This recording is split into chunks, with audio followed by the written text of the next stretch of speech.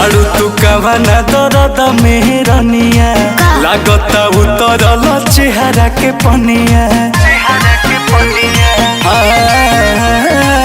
बाड़ू तू कवना दर्द मेहरनिया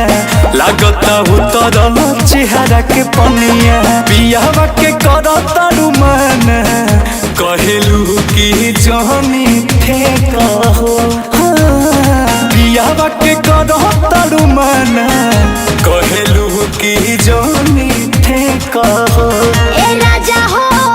बथेला को मोरिया दबाई दे हो ए राजा हो कवन हो बोए के बोलाई दे हो ए राजा हो बथेला को मोरिया दबाई दे हो।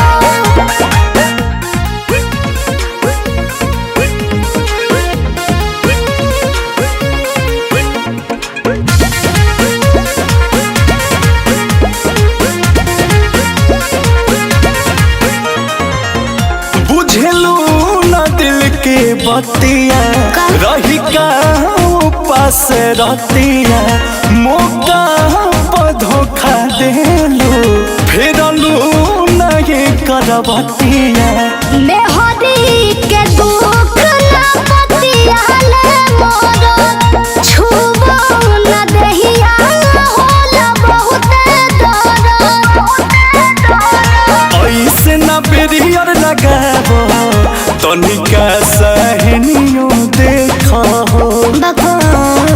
ऐसे न बेरियर लगाबो तनिका सहनियो देखो ए राजा हो बथेला को मोरिया दबाई दे हो ए राजा हो कवन हो बोए के बोलाई दे हो ए राजा हो बथेला को मोरिया दबाई दे हो।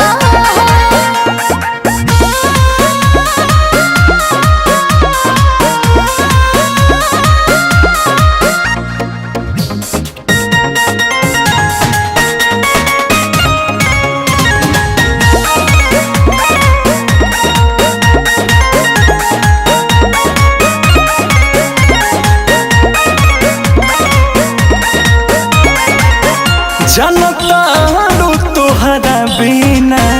धनिया हो नहीं रही ना ऐसे न करत रहो रनिया हो तोहरो जीना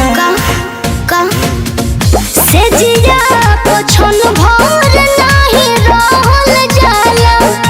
अंकुश रह जाला दुखवा सहल जाला सब धन हमारे नुहवे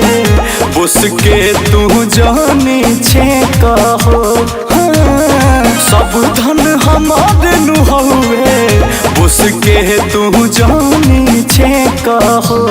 ए